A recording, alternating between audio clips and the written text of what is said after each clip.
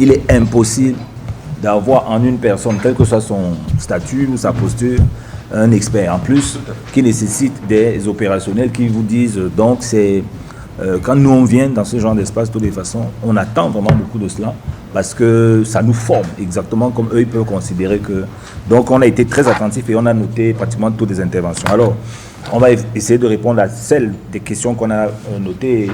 Le collègue M. Hassan va très très certainement revenir sur éventuellement ce que j'aurais oublié et si nécessaire même revenir sur ce que j'aurais peut-être abordé mais avec sa haute technicité. Alors moi j'ai noté d'abord la question pas apeurée et pas pessimiste qui était une question purement technique sur le plan juridique du collègue qui demandait mais finalement comme je qualifiais la production des lois sur le contenu local de la partie article 58 comme le premier texte, mais finalement comme c'est le même jour, en février 2019, on va dire comme principe déjà acté dans le code pétrolier, comme des intentions normatives, est-ce que cela ne traduit pas une sorte de pessimisme et finalement même de résignation à se dire qu'on ne va pas y arriver, qu'est-ce qu'il faut faire donc, si c'est le cas. Donc je voulais rassurer en demandant aux étudiants, notamment doctorants, d'être attentifs, c'est que le concept d'intention normative, de message normatif est un concept purement théorique. Sur le plan juridique, ils doivent pouvoir chercher les auteurs qui travaillent avec ces notions-là. Et j'ajoute d'ailleurs à cela, je dis bien la parole présidentielle, consignée et assumée comme étant une parole publique, lorsqu'un chef de l'État, qui représente justement une nation, dit on va faire ceci, ce n'est pas exactement comme, même si les conseillers techniques, Hassan qui dirait la même chose. Et vous comprenez pourquoi. Parce que lui, il ne parle pas à titre d'individu, mais de chef de l'État, qui même est pratiquement en train de donner un ordre collectif en disant les institutions chargées de le faire doivent mettre en. Donc, l'intention normative, c'est le fait que la norme qui est censée réguler le secteur a comme des petits bouts qui individuellement ne font pas encore la norme. Puisque nous-mêmes, on vient tous, et on est tous d'accord, que tant qu'il n'y a pas au moins les textes d'application, on ne bouge pas encore. Parce qu'on ne sait pas qui est compétent, quel délai, quelle forme. Donc à partir du moment où la norme ne peut pas être mise en exécution, elle envoie un signal normatif, au sens de la communication. On dit, et c'est pour ça qu'on peut avoir, on va dire des entreprises, ou en tout cas leurs représentants au moins sur le volet juridique, qui disent qu'est-ce qui va se passer, parce qu'ils ont déjà perçu le signal normatif. Et le signal, où est-ce qu'il est? Il est dans le code pétrolier, il est dans la loi spéciale de contenu local, mais qui ne peut être qu'un signal parce qu'il manque des ingrédients juridiques, des ingrédients institutionnels pour pouvoir permettre aux opérateurs de se conformer, j'aime bien, se mettre en compliance par rapport à cela. Donc, ce n'était pas un sentiment personnel que j'exprimais, c'était une description juridique et donc scientifique de ce qui est tel que la théorie du droit peut nous permet de le qualifier, juste une intention normative, un message normatif qui est définitif, qui ne va pas reculer, mais qui attend encore autre chose pour pouvoir se mettre en œuvre. Alors ce qu'il faut, j'ai un peu essayé d'élaborer, et même les contributions des uns et des autres vont dans le même sens. Il faut évidemment les textes de regulation, c'est mieux en anglais, mais des textes d'application, parce que on peut avoir des textes d'application et il en manque encore d'autres. Peut-être qu'il faut réorganiser les ministères, peut-être qu'il faut changer les compétences anciennes. Donc quand on dit regulation, c'est beaucoup plus gros, c'est tout l'appareil administratif nécessaire, et peut-être même que dans les regulations, il y a la création justement de certains organes. Donc c'est pour ça que je prends déjà le relais des textes d'application, mais potentiellement, et de façon nécessaire, d'autres aussi. Voilà. Et ça ferait déjà pas mal. Et jusque-là, on serait encore au milieu du chemin. Parce que on a des interlocuteurs, et on a donc dit, il manque le rapport avec ces interlocuteurs, qui soit auront un panel de biens et de services dont nous-mêmes on saura que ce n'est pas demain la veille où on pourra. Voilà. Et pour ça, il faut avoir l'inventaire de ce qu'eux-mêmes font. Il faudra un rapport avec le tissu local pour savoir ce qu'il peut faire. Déjà, qui est candidat. On n'a jamais obligé quelqu'un à aller exécuter ou s'investir dans un secteur d'activité ou pas. Et ça, c'est un travail qui nécessite temps, institution, volonté constance et justement complément par rapport à tout ce qui sera purement normatif, que ce soit d'ordre réglementaire ou légal. Tout dans tout, il faut à la fois du temps, de la constance, et je dis, pour donner un exemple, le Nigeria, c'est 60% de votre zone CEDEAO. Bon, alors si le Nigeria est encore à réguler, à sortir des normes en 2019 sur le contenu local, en passant, en disant, en 2019, qu'il vise 30% de la valeur ajoutée en 2025, qui peut nous dire quel est l'objectif au Sénégal? C'est marqué dans l'exposé de motifs du Code pétrolier. C'est 50%. Le Sénégal dit qu'il voudrait pouvoir atteindre 50%, c'est possible. Mais le Nigeria, avec 60 ans d'expérience, dit qu'en 2025, il vise 30%. Ce qui signifie que par définition, ils n'y sont pas encore. Donc, et eux, ils le disent cette fois-ci, pas dans votre posture d'un État qui attend encore à produire. Eux, ils produisent le pétrole depuis plus de 60 ans. Donc, s'ils ont renoncé à au moins annoncer un projet 40 ou 50%, c'est clairement par réalisme, par expérience professionnelle. Mais le Sénégal a le droit de mettre même 90%. Et avec le temps, je veux dire. Donc, il manque l'appareil, tout l'appareil réglementaire. Il manque le contact et des travaux très pointus. J'ai oublié de dire que le Sénégal a eu 2 rapports, dont l'un qui venait justement de la Norvège. Un interne qui a été suscité par le Parlement et les rapports successifs qui ont fait l'objet d'un rapport complémentaire, de 3 rapports. Rapport, ce n'est ni regulation, ni loi. C'est un travail concret de dire, mais faisons qu'est-ce qu'on peut faire, qu'est-ce que vous faites, ainsi de suite. Et puis on se rend compte que celui-là est peut-être un peu trop ambitieux, le Parlement demande un autre. Et c'est après les 3 rapports qui sortent des normes, cette fois-ci ajustées au réel. Donc c'est pour vous dire qu'il y a ce temps-là intégré. Et pourtant, en même temps, il ne faut pas féliciter, ce n'est pas ça l'enjeu. Tenir compte de ce que le point de départ est parti, parce que justement, la norme est déjà là. Et on dit, on n'atteint pas un objectif quand on ne l'a pas commencé. Il faut bien qu'on commence, il faut commencer quelque part. Et d'ailleurs, on ne peut commencer que par la norme. Ça a commencé, mais voilà, on ne peut pas encore annoncer un niveau de performance particulier, tout simplement parce qu'il y a justement ces compléments que vous avez demandés là. Alors la deuxième intervention, c'était davantage une contribution sur la nécessité d'élargir, évidemment, et d'ailleurs Moustapha lui-même l'a dit, évidemment que ce genre de rencontre, je continue à dire, si le Sénégal est dessus sur 60 ans, ça veut dire que nous, on peut faire de cela une activité mensuelle si on veut. Je veux dire, il y aura toujours à dire, à charge pour nous de changer les... Voilà. Donc, il est évident que c'est un sujet qui va continuer à aller occuper nos temps de pensée, soit sociale, soit académique. Et je fais un clin d'œil aux doctorants, ceux qui travailleront sur le contenu local, comme dans le monde anglo-saxon où j'ai fait l'université de Dundee, comme Moustapha l'a dit, il y a beaucoup de mémoire sur le contenu local par rapport au pays, Kenya, Nigeria.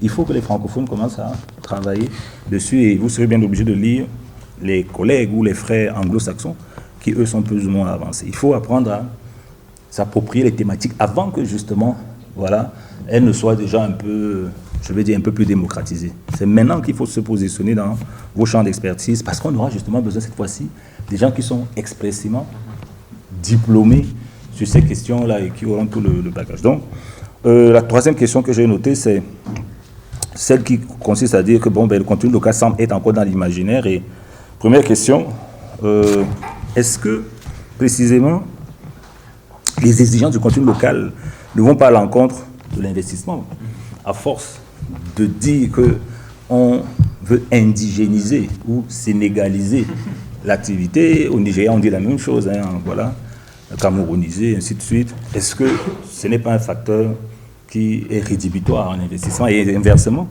est-ce que si on est un peu trop lâche, trop flexible, finalement, on tue dans l'œuf le principe même? Cette question est fondamentale. C'est exactement de ça qu'on parle quand on parle de relations. C'est-à-dire que les normes, précisément, ne sont que des indications. C'est comme un boulevard que l'on monte, mais qu'on considère comme ferme. C'est quand même d'émanation parlementaire. Mais le mot flexible utilisé dans la question est déjà la réponse.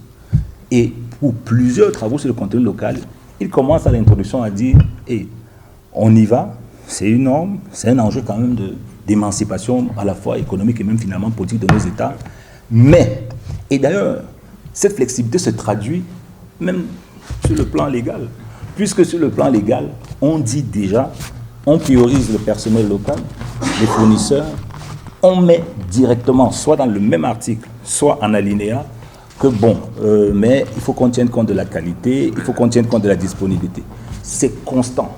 Nigeria, textes internationaux, flexibilité. Alors, dites-moi, comment on fait pour à la fois dire, c'est ça la norme, mais entre ces deux-là, il y a une administration, il y a un conseil national, tous les noms que vous voulez, il y a des gens qui doivent être censés.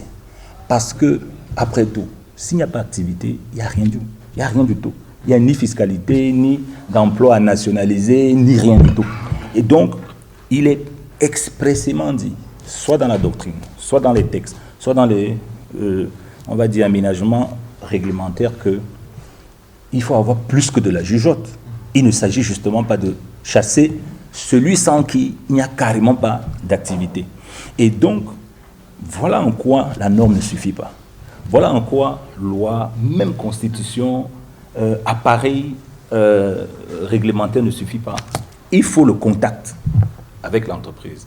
Et là, c'est l'occasion de dire que ce droit extractif qui impose d'avoir en bilatéral, dans les contrats basiques, B.A.B.A. du droit, contrat de vente, d'achat, de location, quelque chose d'autre, c'est-à-dire l'activité, la rentabilité, la possibilité même d'y aller, ce n'est pas exactement un droit des affaires classique. On est toujours obligé de tenir compte de la spécificité du secteur. Parce que sans le faire, on est dans une sorte de droit aérien. L'investisseur, justement, vous dirait, mais vous me demandez, disons, on vient d'avoir dans un cas où la loi dit 90%. On n'y arrive même pas de moitié. Qu'est-ce qu'on fait? On dit, non, tant que ce n'est pas 90%, ne venez pas. Vous comprenez un peu? C'est plus que idiot. C'est-à-dire qu'au moins, venez utiliser justement vos personnels et au moins on aura les impôts. Le jour où on aura suffisamment de nationaux, ça se saura ou, même si ça ne se sait pas, il y a quand même au moins quelque chose. Donc, la question a déjà la réponse et c'est tout ça même aussi le panache et ce que j'appelle la spécificité du droit extractif. C'est qu'en réalité, vous ne pouvez pas être juriste dans l'extractif si vous ne maîtrisez pas l'activité, si vous ne maîtrisez pas des enjeux psychologiques et si vous ne maîtrisez pas des enjeux minimalement politico-stratégiques.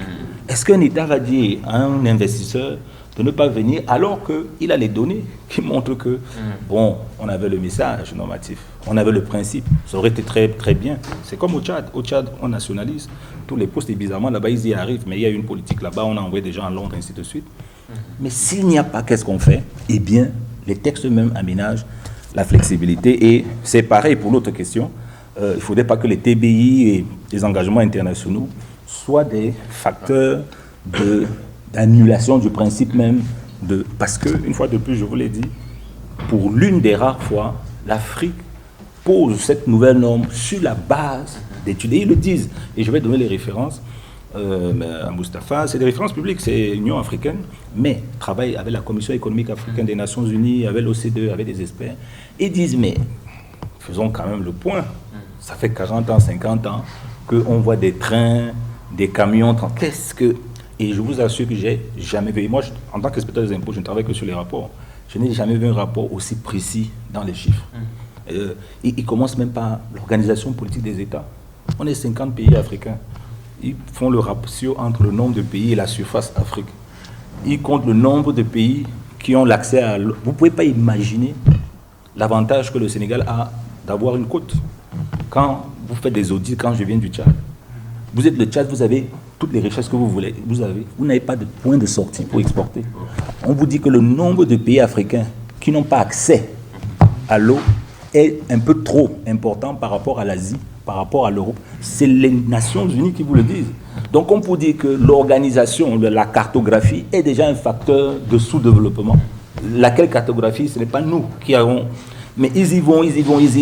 Parce que quand vous faites ce genre de rapport, c'est beaucoup plus facile de dire, bon, écoutez, il faut des normes internationales de circulation de telle sorte. Parce que sinon, on est en train de se tuer nous-mêmes. C'est-à-dire, on tue d'autres pays africains qui n'ont pas choisi de ne pas avoir de côte. Donc, je vous explique le niveau et le point de départ de l'analyse pour déboucher sur cette histoire de contenu local. Et donc, les traités internationaux, pour autant binding qu'ils sont, binding character, c'est-à-dire que C'est à nous lire, c'est un contrat. Si je dis que Hassan, demain, oui, je promets de t'appeler à 18h quand j'arrive à Yaoundé, si je ne l'appelle pas, bon, il pourra comprendre que j'ai oublié, mais je devrais être gêné de ne pas avoir respecté ma parole. A fortiori, quand il s'agit d'une parole écrite sur des enjeux en milliards et ainsi de suite. Donc on a signé des traités internationaux. Mais par définition, et il y a plusieurs publicistes ici, le traité international n'est pas non plus une prison qui enferme un État. Et donc, on va revenir dessus, puisqu'il y a des questions dessus. C'est pour vous dire que dans votre question, vous avez soulevé en réalité la spécificité du droit extractif qui voudrait qu'il y ait plusieurs variables à tenir en compte à chaque fois. Pas seulement se dire que l'État est souverain, pas seulement se dire que les investisseurs sont soit potentiellement, j'ai envie de dire, des égoïstes, et quand ils ont... c'est beaucoup plus complexe que ça, et il faut accéder à cette complexité. Il faut connaître le plan de développement, il faut connaître le chiffre, il faut pouvoir se mettre dans une position d'équité, et pour ça, je peux vous dire que c'est 4-5 échelles de technicité à avoir, juridique, stratégique, politique, financière évidemment. Dernière peut-être question pour ne pas... évidemment, j'en aurais oublié, je m'excuse d'avance. C'est d'abord, évidemment, de remercier le collègue, je ne sais pas si on va dire en tant que juriste ou en tant que fiscaliste. Il a plusieurs casquettes. Il n'a pas plusieurs casquettes qui veut aussi. Est-ce que vous pouvez m'accompagner pour féliciter quand même quelqu'un qui est à la fiscaliste? Quand on commence à chercher ces mots pour dire quelle est la spécialité, ça veut dire qu'il a beaucoup travaillé. Et donc, évidemment, nous sommes disponibles. Si on est venu ici, on serait disponible à revenir. On pense même que nous-mêmes, évidemment, on apprendrait beaucoup, déjà comme on a déjà appris. Et je connais le cabinet, évidemment, Miranda, qui fait les grandes choses.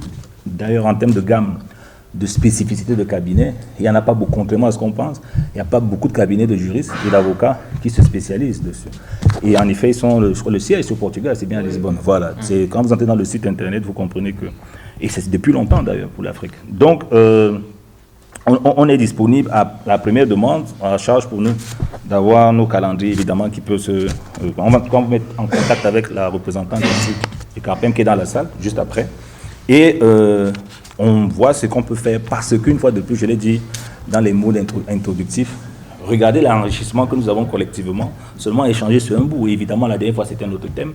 On peut avoir un thème tous les jours de l'année.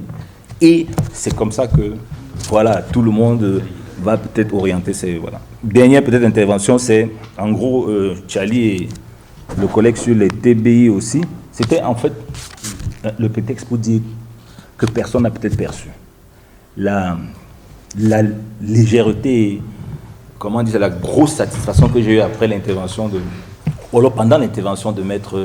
C'est pourquoi? Parce que je viens d'avoir le support juridique à ce que j'appelle ma relation, la théorie relationniste du droit. C'est-à-dire que, et c'est pour les jeunes étudiants, les traités internationaux, qu'ils soient conventions fiscales, qu'ils soient TBI, ne sont pas des normes autant contraignantes que des actes juridiques signés avec des entreprises. Pourquoi? Parce qu'après, il y a ce qu'on appelle donc en droit international un problème d'adhésion.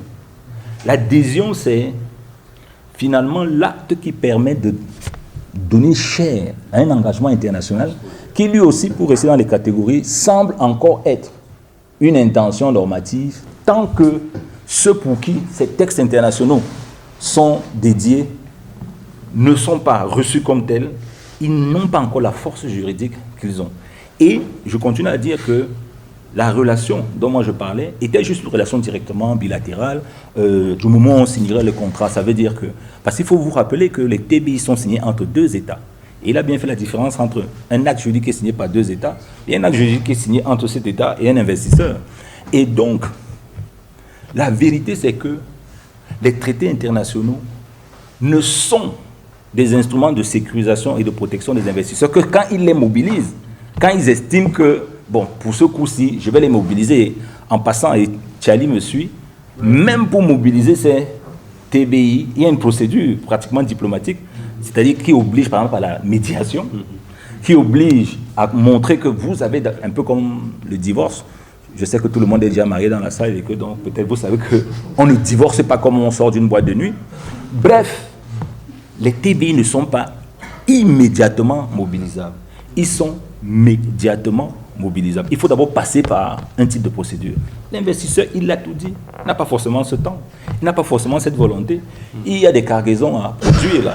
Pendant que je suis à Washington ou Sydney, peut-être que quelqu'un d'autre va commencer à penser ce qui est le plus important pour eux, c'est d'essayer de continuer la relation, même si ils savent que ce traité-là est, tel qu'il a d'ailleurs dit, tel qu'il a appelé, un traité parapluie. C'est-à-dire que je peux descendre, je peux sortir d'une salle, il pleut, je n'ai pas de parapluie, et puis après je peux estimer que bon, mais comme le parapluie est disponible, j'utilise le parapluie.